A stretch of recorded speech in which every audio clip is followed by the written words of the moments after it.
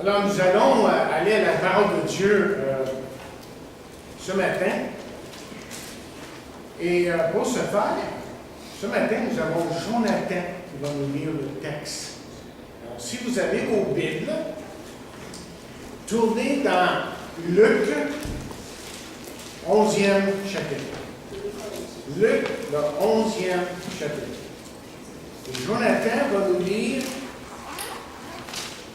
à partir du verset 5 jusqu'au verset 13. Luc, 11e chapitre. Il va venir ici en avant. On le voit, on l'entend bien. Il va bien sur l'estrade ici, pas loin. Et il va nous lire Luc. Est-ce que tu peux toujours le mettre sur la chair? Je vais arranger pour le mettre sur la chair. OK. Place-toi comme il faut. OK. Luc 11, 5, jusqu'au verset 13. On t'écoute. Il leur dit encore, si l'un de vous a un ami et qu'il aille le trouver au beau milieu de la nuit, pour lui dire, ami, prête-moi 3 pains, car un de mes amis est arrivé de voyage chez moi et je n'ai rien à lui offrir. Et si de l'intérieur de sa maison, cet ami lui répond, ne m'importe-tu pas, la porte est déjà fermée, mes enfants et moi nous sommes au lit, je ne puis te donner des pains. Je vous le dis, quand même, il se lèverait pour les lui donner, parce que c'est son ami. Il se lèverait à cause de son importunité et lui donnerait tout ce qu'il a besoin. Et moi je vous dis, demandez et l'on vous donnera, cherchez et vous trouverez, frappez et l'on vous ouvrira. Car quiconque demande reçoit, et celui qui cherche trouve, et l'on ouvre à celui qui frappe. Quel est parmi vous le père qui donnera une pierre à son fils s'il lui demande du pain, ou s'il lui demande un poisson, lui donnera-t-il un serpent au lieu d'un poisson? Ou s'il demande un œuf, lui donnera-t-il un scorpion? Si donc, méchants comme vous l'êtes, vous savez donner de bonnes choses à vos enfants, combien plus fort raison le Père céleste donnera-t-il le Saint-Esprit à ceux qui le demandent? Merci beaucoup. Merci beaucoup, Jonathan.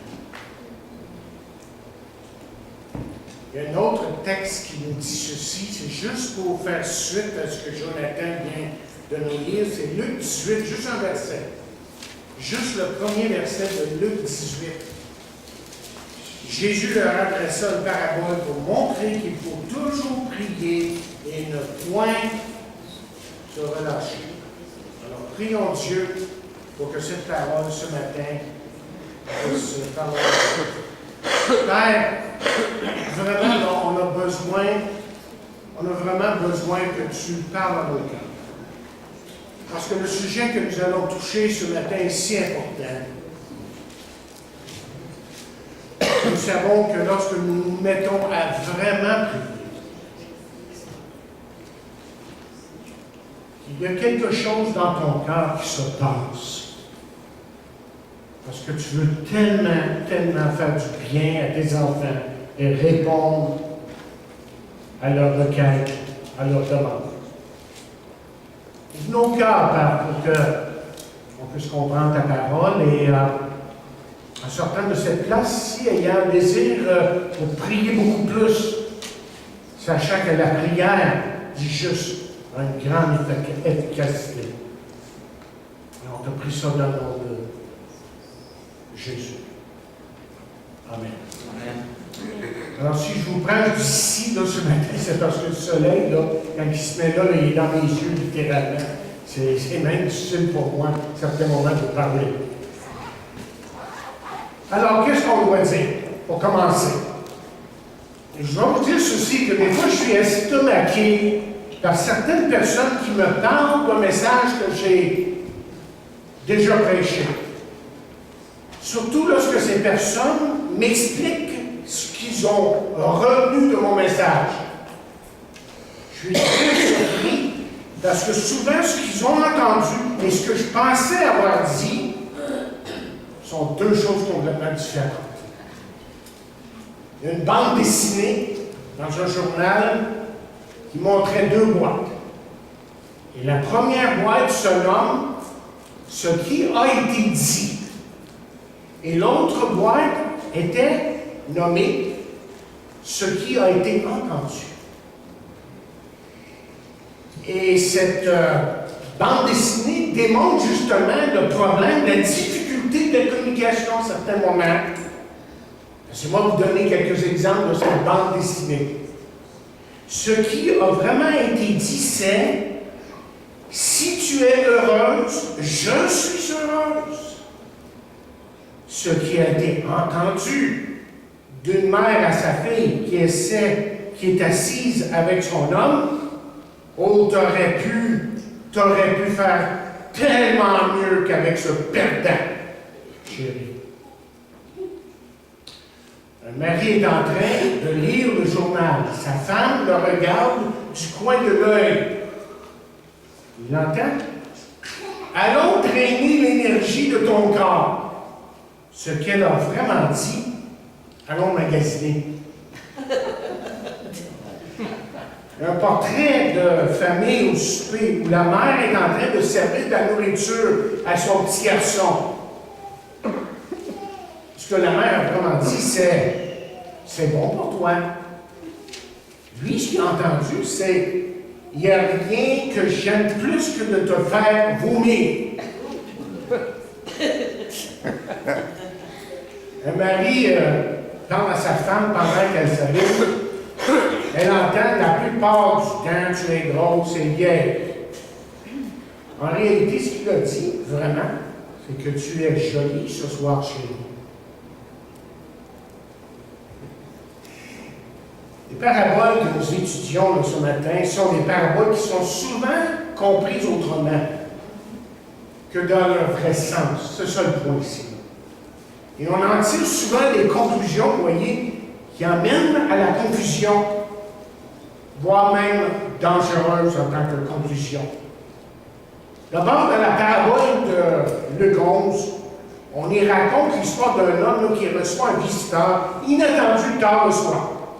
Et vous devez comprendre qu'en Orient, l'hospitalité était d'un devoir sacré. Si un invité, par exemple, arrivait chez vous, c'était une question d'honneur de lui offrir un bon repas.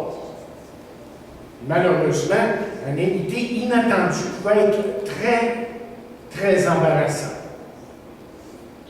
Parce que vous voyez, ces gens ne préparaient pas, dis-je bien, beaucoup de nourriture en surplus parce que cette nourriture-là pouvait se gaspiller assez vite.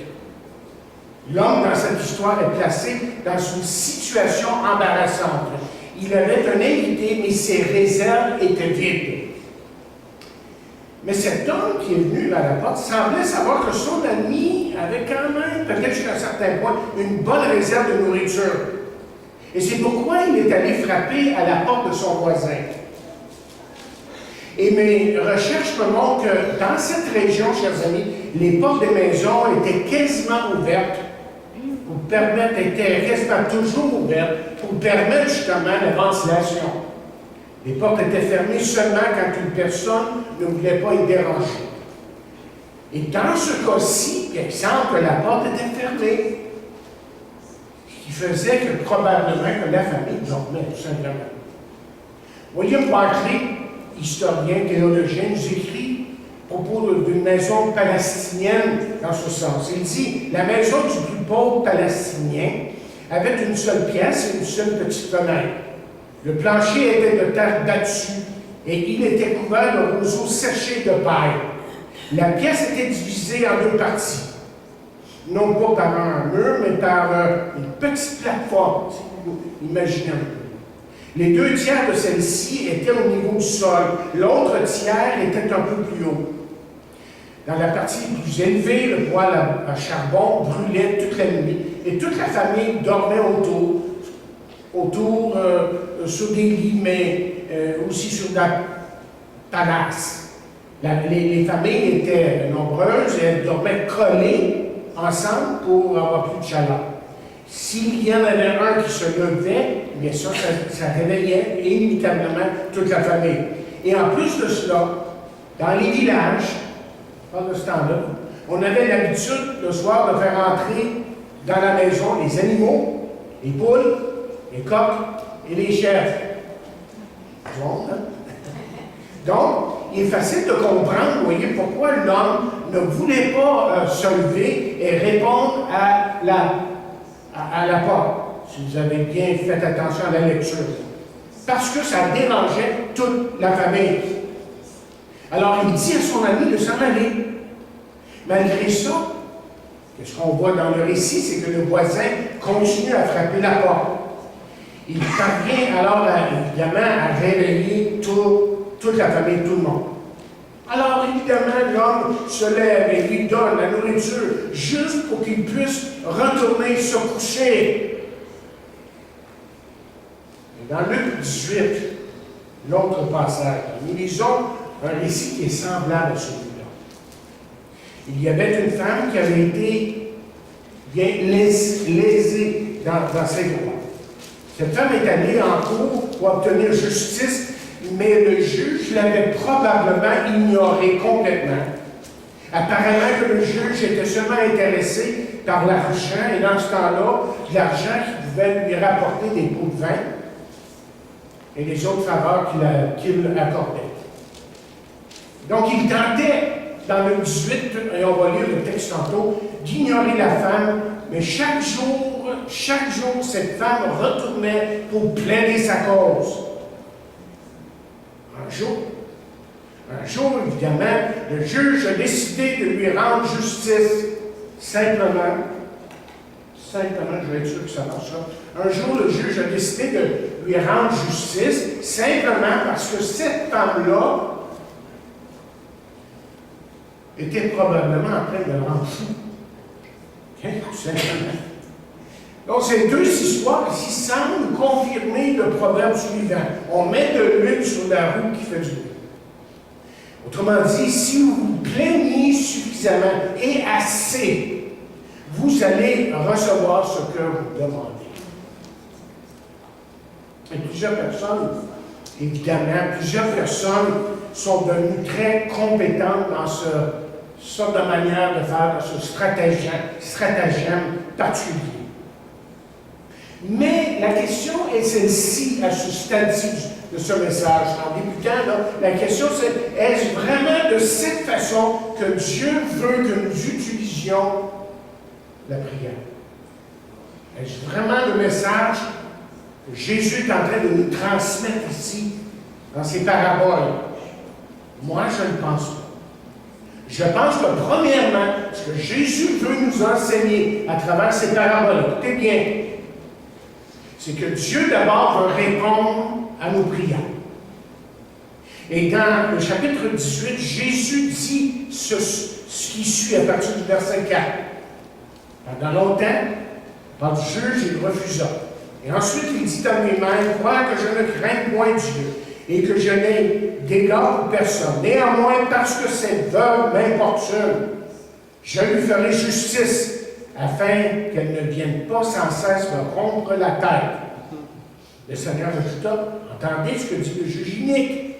Et Dieu ne fera-t-il pas justice à ses élus qui crient à lui jour et nuit, et ne tardera-t-il pas, dit-il, à leur égard.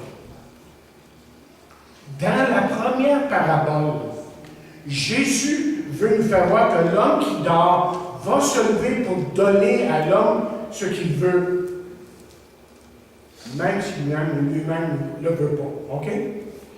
Aussi, nous devrions avoir beaucoup plus confiance, autrement dit, vous et moi, là, ce matin, que Dieu va répondre à nos prières parce que Dieu, lui, le veut. Amen. Au contraire, qui arrive ici. Après tout, Jésus a dit quoi? Demandez et l'on vous donnera. Cherchez, vous trouverez. Frappez et l'on, quoi? Nous ouvrira. Et nous pouvons être certains, chers amis, ce matin, que Dieu va répondre à nos prières. C'est important que nous comprenions ce point. Parce que, chers amis, il y a certains chrétiens qui pensent que Dieu ne va pas répondre à nos prières tant que nous ne faisons pas, là, comment est-ce que je pourrais dire, de la bonne façon. Là, je m'explique. Ce qui fait que certains chrétiens, lorsqu'ils prient, ils essaient d'apprendre des formules qui n'ont pas en réalité de fin, des systèmes, des mécanismes pour prier avec plus de puissance. Autrement dit, nous pensons que nous devons utiliser certains mots pour prier ou selon un certain modèle de prière. Quelques-uns semblent penser que s'ils élèvent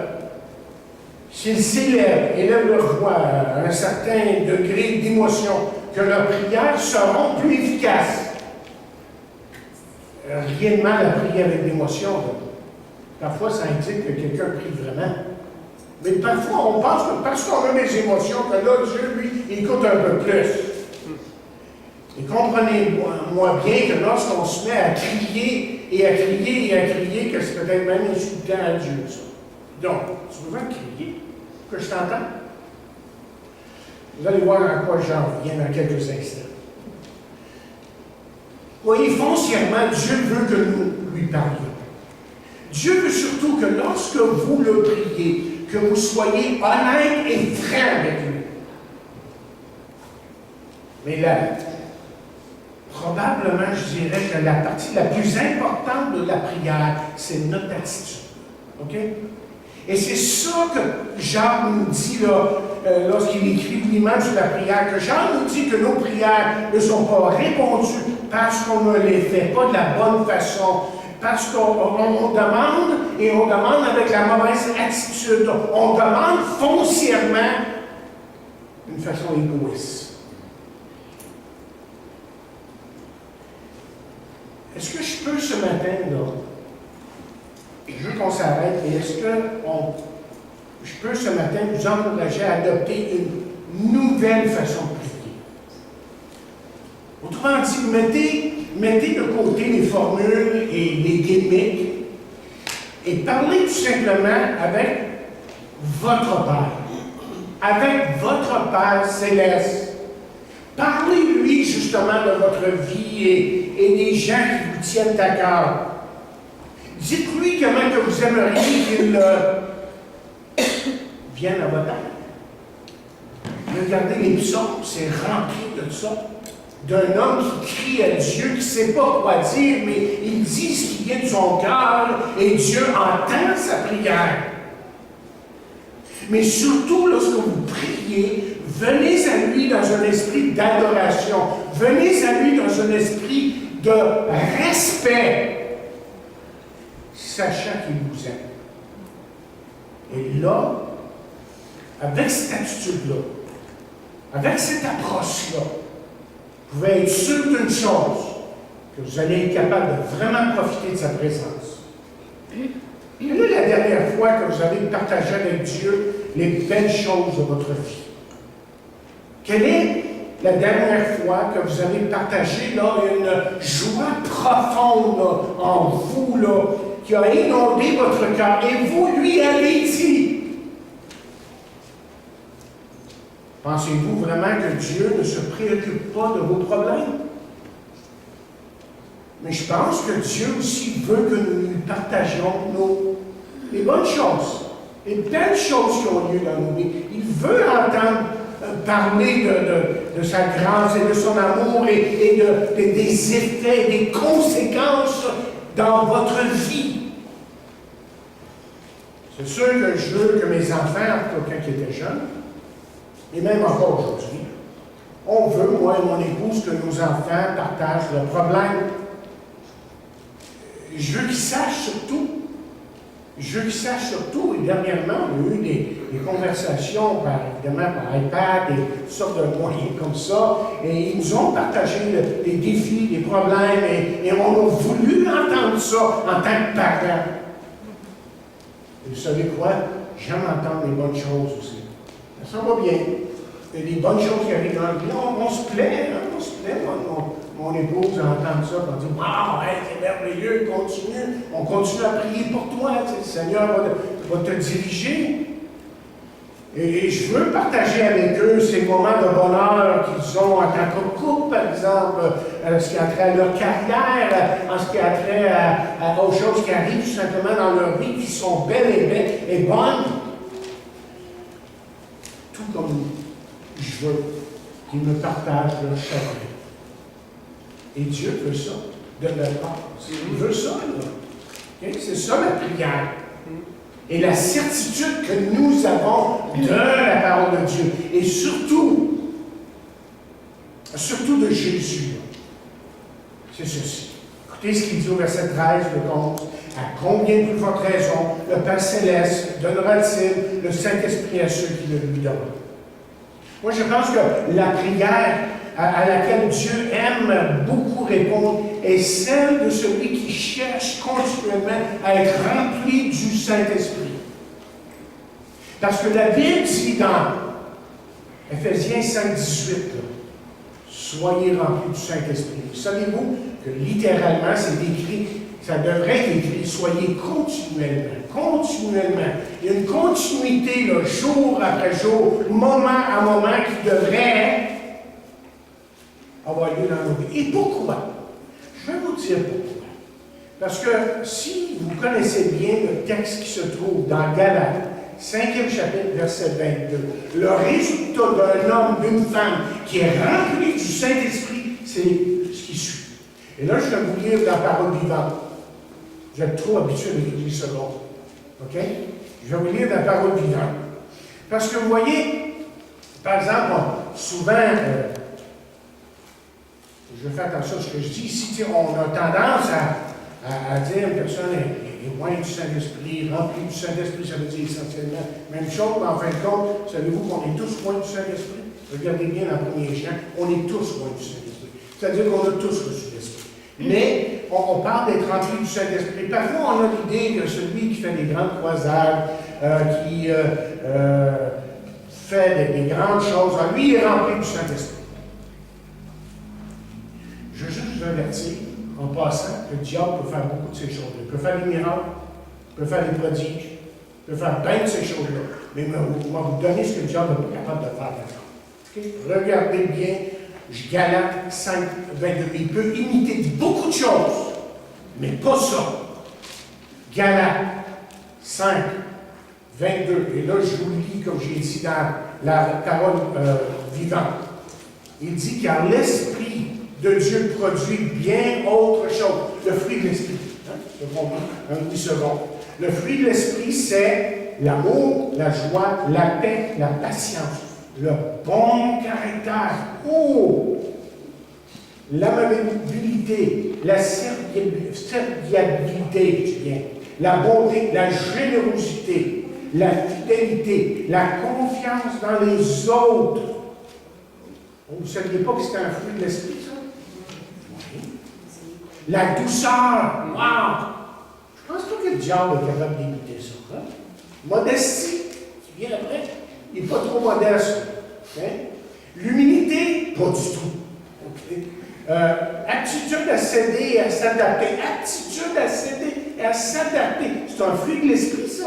Oui, madame, oui, monsieur. La tempérance, la chasteté, la maîtrise de soi. La maîtrise de soi.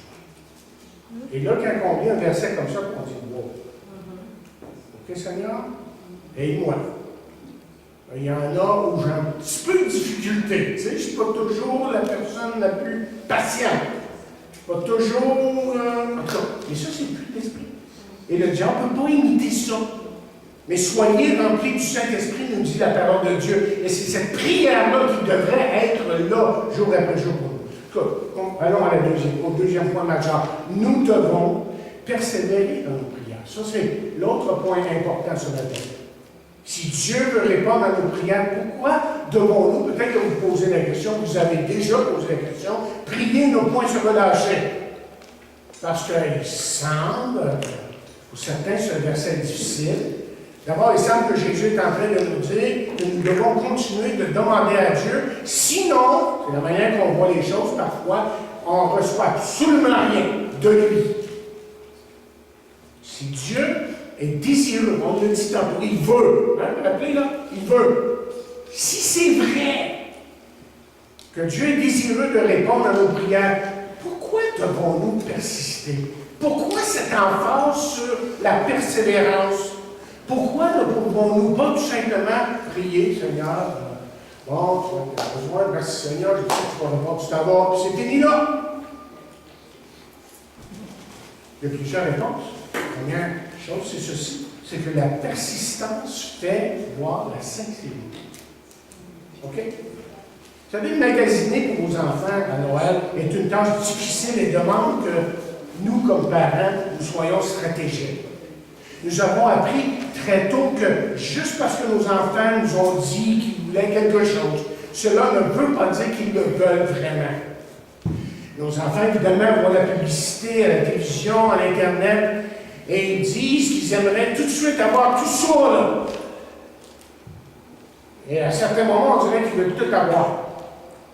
Et on a vite appris qu'à mesure que le temps passe, ils ont oublié, chers amis, rapidement la plupart des choses qu'ils désiraient vouloir, qu'ils disaient vouloir.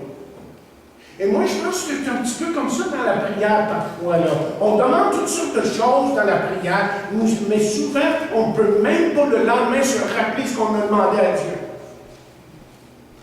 Se peut-il que Dieu veuille qu'on soit persistant dans nos prières afin que les choses importantes dans nos vies deviennent apparentes. Vous savez de quoi je parle ici? Que les choses importantes deviennent apparentes. Et c'est ça qu'on a vu, regardez dans 1er Thessaloniciens, c'est ça. On l'a vu la semaine dernière, dans le 3e chapitre. Quand Paul est en train de prier pour les chrétiens, il prie pourquoi? Il dit, nuit et jour, nous le prions, une extrême ardeur de nous permettre de vous voir et de compléter ce qui manque à votre foi. Vous soyez plus forts, équipés pour la foi.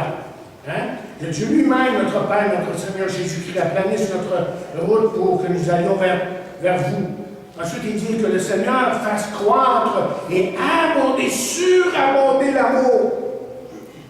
Que vous avez les uns pour les autres et pour tous, un exemple de celui que nous avons pour vous, et qu'il affermisse vos cœurs, qu'ils soient irréprochables, etc. Donc, on découvre ici un homme là, qui focalise sur ce qui est vraiment, mais vraiment important. Et si nous tenons à quelque chose, nous allons persister. Si nous aimons, par exemple, vraiment quelqu'un, nous allons...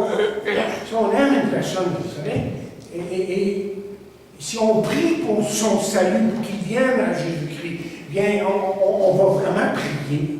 On va vraiment intercéder. On va vraiment vouloir que Dieu agisse et sauve. Si nous sommes vraiment soucieux de la guérison d'une personne, la restauration d'une personne, nous allons continuellement faire connaître ce besoin à Dieu. Parce que c'est un besoin qui est réel. Deuxièmement, non seulement est-ce que c'est une question de sincérité, mais la persistance ou la persévérance, voyez, développe une amitié. OK? Et une des erreurs que nous faisons avec la prière, c'est que nous assumons que l'utilité de la prière, la raison pour la prière, okay, c'est de nous fournir un moyen pour rencontrer nos besoins. La prière devient alors seulement un moyen pour arriver à ses fins. Mais ce n'est pas ça l'objectif principal de la prière. Parce que, vous voyez, l'objectif principal de la prière est d'établir, mais aussi de maintenir une relation avec le Père. Autrement dit, Dieu est beaucoup plus intéressé, chers amis, par notre relation avec lui qu'il ne l'est que de... Donc, quelqu'un écrivait, j'ai lu quelques livres sur la prière cette semaine, à répondre à nos fantasmes.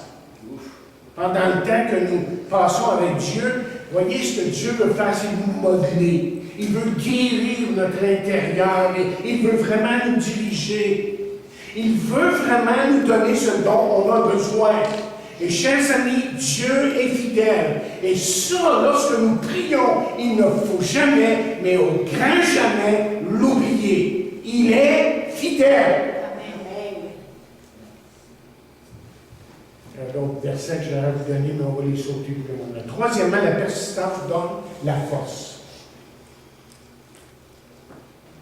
On dit que ce n'est pas la personne qui se pratique à l'occasion seulement qui devient un bon athlète, un bon chanteur et un bon musicien, et ainsi de suite, pratique et persiste dans son entraînement, n'est-ce pas? C'est une personne qui va persister, qui va continuer à s'améliorer. Bien, Dieu, voyez, veut que nous ayons un objectif. Dans notre persistance, nous apprenons à nous concentrer sur ce qui est vraiment important et à recevoir qui est selon sa volonté. Il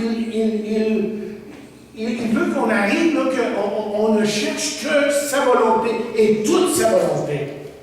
Et en fin de compte, nous devons comprendre ce que Paul a dit un jour. J'appuie tout par celui qui me fortifie.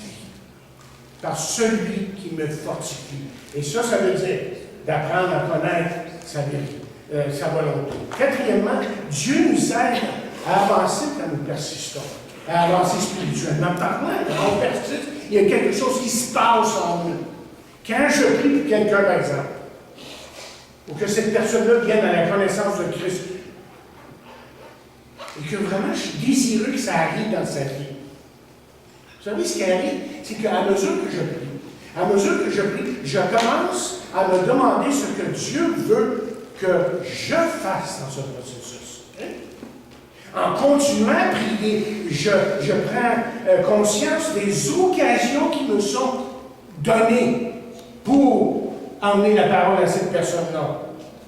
Quand j'ai commencé à prier, j'ai pu sentir que prier pour une personne remplissait ma responsabilité. Bon, je faisais ce qu'un tout chrétien fait. Je prie pour les gens. Je veux que les gens viennent au Seigneur. Mais en persistant dans la prière, qu'est-ce que je commence à découvrir? Je commence à me découvrir que ça, c'était juste le commencement de ma responsabilité.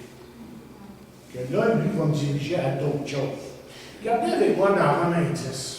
Je veux que vous voyez ce que je veux dire ici. Vous allez suivre Romains 10, OK? Et Romains 10, je veux que vous voyez au verset 13 cette parole. Il dit, car quiconque invoquera le nom du Seigneur sera sauvé. Et vous dites, gloire à Dieu, il y a juste à croire, placez ta confiance en Jésus et il est sauvé. Vous n'avez pas lu le reste, hein? Non. Comment donc invoqueront-ils celui en qui ils n'ont pas cru, et comment croiront-ils dans celui dont ils n'ont pas entendu parler? Oui, la responsabilité, c'est de prier, mais la responsabilité, c'est d'aller prêcher l'Évangile aussi, de partager l'Évangile. Tu n'es peut-être pas un prédicateur, mais tu es un enfant de Dieu et ta vie devrait être un livre ouvert pour que ta vie puisse annoncer l'Évangile de Jésus-Christ. Et ça, c'est notre responsabilité. Amen. Il y en a qui savent. Je pense à la responsabilité du pasteur. OK, troisième et dernier point que j'apporte ce matin, c'est celui-ci. Nous devons nous rappeler qu'un bon père ne donne que le meilleur. C'est un principe important, ça, parce que vous voyez, un bon père ne fera pas de mal à un enfant, et Jésus le confirme par les paroles mêmes lorsqu'il dit quel est parmi vous le père qui donnera une pierre à son fils s'il lui demande du pain, s'il demande un poisson, ou s'il demande un poisson, lui donnera-t-il un serpent au lieu d'un poisson? Ou s'il demande un œuf, lui donnera-t-il un scorpion? Si donc méchant comme vous l'êtes, vous savez donner de bonnes choses à vos enfants, à combien de votre raison le Père Céleste donnera-t-il le Saint-Esprit à ceux qui le lui donnent? Comment dit, si votre enfant a besoin de quelque chose, un parent ne se moquera pas de cet enfant en lui donnant quelque chose pour le blesser. Et Dieu ne s'amuse pas non plus à nous donner des choses qui nous feront du mal. Toutefois, il y a des fois où nous ne devons pas. Et peut-être que je devrais dire, il y a des fois où nous ne savons pas. Ce que nous demandons, n'est pas bon pour nous. On n'est pas conscient de ça. Et par pur amour, vous voyez, il va arriver qu'un bon père ne donnera pas ce qui lui est demandé. OK? Vous avez fait l'expérience de ça. Et nous savons que tous les enfants qui reçoivent tout ce qu'ils veulent, demandent, quoi? Deviennent gâtés. Okay? En d'autres mots, ces enfants n'apprennent pas à attendre, n'apprennent pas à gérer choses de la vie, ils n'apprennent pas surtout à faire des choix. Et si un parent donne à son enfant des bonbons à chaque fois qu'il en demande, l'enfant va avoir une carence peut-être dans son alimentation, il sera peut-être hyperactif, va peut-être perdre ses dents. Si nous permettons à nos enfants de rester à la maison plutôt que d'aller à l'école, à chaque fois qu'ils n'ont pas le goût d'aller à l'école, eh bien, ils n'apprendront jamais comment passer à travers les difficultés de la vie. Donc, ce qui fait qu'il arrive aussi quelquefois qu'un parent dise non à une demande parce qu'il perçoit un danger pour son enfant. Évidemment, autrement dit, quand ces choses arrivent, l'enfant pense que ses parents sont mesquins, il est convaincu que ses parents s'en foutent. Vous n'avez jamais vécu ça, hein? Jamais. Mais la vérité est que les parents disent non parce qu'ils se soucient de leurs enfants. Ils essaient justement de les protéger, de les entraîner de la bonne façon et de défendre leur enfant. Et c'est seulement, évidemment, en avançant dans la vie que nous commençons à comprendre la sagesse de la plupart des restrictions que les parents ont imposées sur un enfant. Bien, quand nous prions, okay, on va transposer. Okay? Quand nous prions, nous devons nous rappeler que notre Père dans les cieux nous aime autant que notre Père céleste, et même encore plus. Et comprenez que votre perspective, notre perspective, quand nous prions, est quelque peu limitée, extrêmement limitée à certains moments. Comme un enfant, nous voulons, hein, qu'est-ce qu'un enfant veut? Et comme un enfant, nous voulons ce qui est facile, nous voulons que toute douleur disparaisse, nous voulons éviter les blessures à tout prix. Mais quelquefois, ces moments difficiles-là, ces blessures-là, on en a besoin pour grandir. Si une personne, par exemple, comme quelqu'un écrit, ne mange jamais, il n'ira jamais au ciel.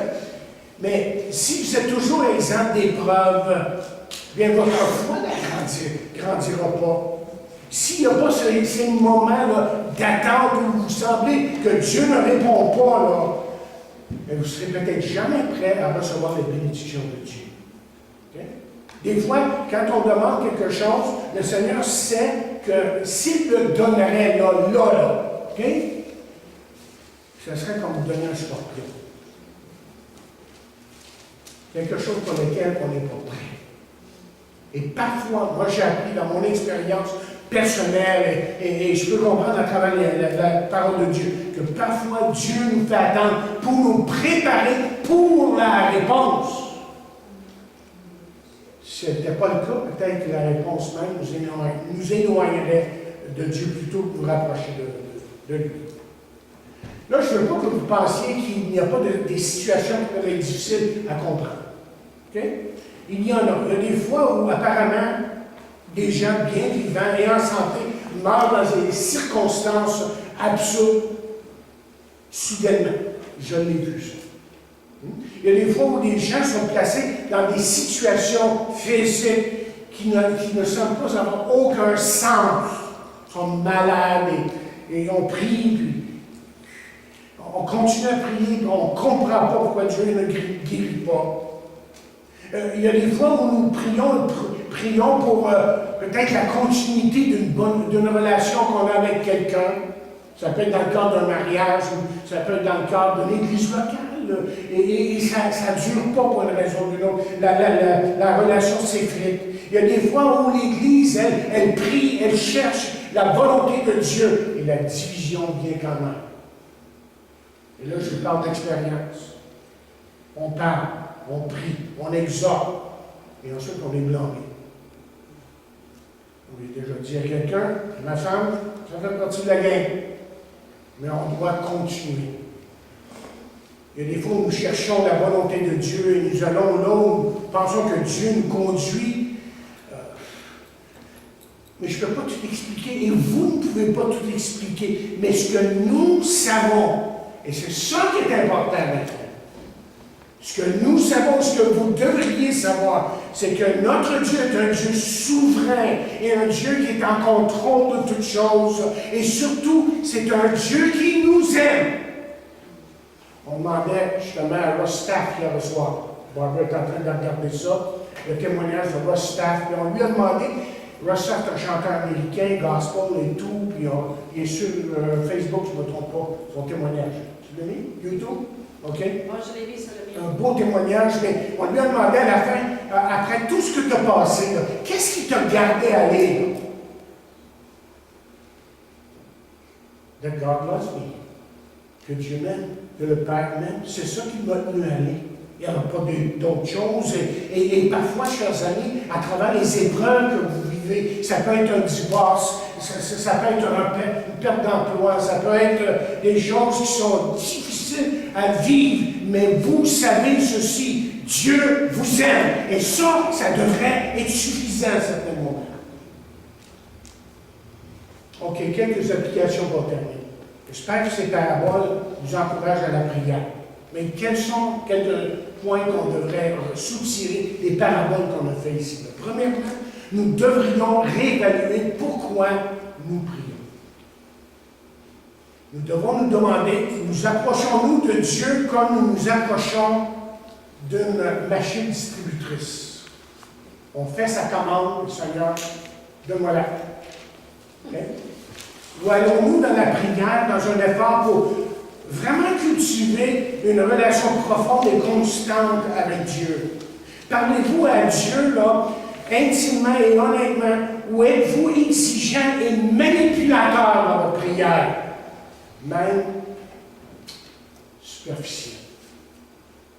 Superficiel.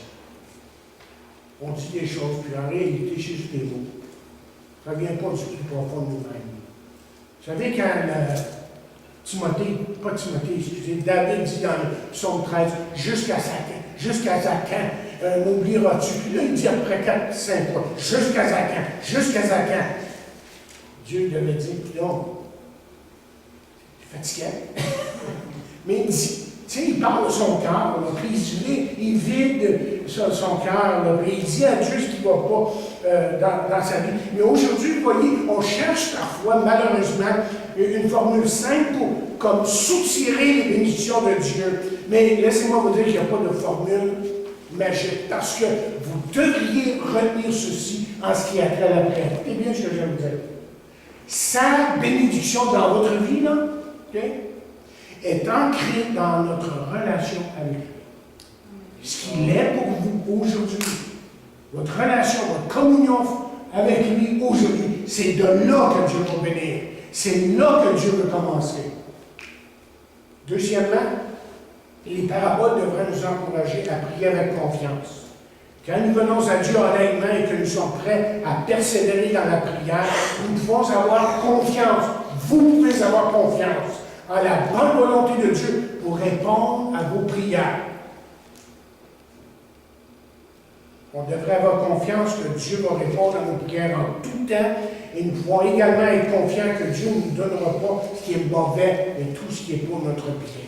Et c'est pour ça qu'en fin de compte, qu'en sachant ces choses-là, vous savez quoi? On n'a pas à s'approcher de Dieu avec timidité, mais avec confiance, parce qu'on sait que son seul désir, c'est de bénir. Troisième et dernièrement, peut-être que vous avez besoin d'un rappel pour continuer à prier. Peut-être que vous avez prié et que vous n'avez pas reçu de réponse. Peut-être que vous avez demandé quelque chose et que la réponse vous a même déçu. Continuez à parler à Dieu. Soyez honnête dans vos sentiments. Laissez-le vous réconforter, vous enseigner. Mais surtout, laissez-le augmenter votre foi. Parce que c'est ça qu'il veut faire, en fin de compte. Même dans les temps les plus difficiles dans votre vie. Je ne pense pas que j'ai écrit ici en terminant. Personnellement, qu'il n'y ait rien, qu'il n'y ait de raison pour qu'on ne puisse pas exprimer au Seigneur, à certains moments, sa déception, même son découragement. Mais il nous aime. il comprend que nous, on ne comprend pas tout, on a une perspective restreinte. Là. Il va nous réconforter et il va nous aider à rebâtir nos vies. Et un jour, on va comprendre. Là, on ne comprend peut-être pas. Peut-être que vous avez besoin d'être encouragé, vous continuez à prier la conversion d'un membre de votre famille. Vous devez prier. N'arrêtez pas simplement parce que ça prend du temps. Accrochez-vous à lui, continuez à prier. Peut-être que vous avez besoin de continuer à prier pour qu'une personne soit transformée, changée. La restauration spirituelle. Et c'est trop facile de se décourager. C'est facile d'en arriver à la conclusion que Dieu ne vous écoute pas. Mais ça, c'est pas vrai. C'est le plus grand mensonge. Et ces paraboles ici nous rappellent que Dieu ne fait pas qu'écouter. Vous comprenez ça, là? Que Dieu, lui, lorsque vous priez, il ne fait pas juste écouter, là. Dieu, voyez, a la capacité de faire au-delà de ce que vous demandez. Et il se plaît avec ça. Ne décrochez pas. Dieu peut ne pas faire ce que vous attendez ou même ce que vous désirez. Mais vous pouvez être sûr d'une chose de Dieu, c'est qu'il va vous donner le meilleur et ce qui est équitable, ce qui est juste.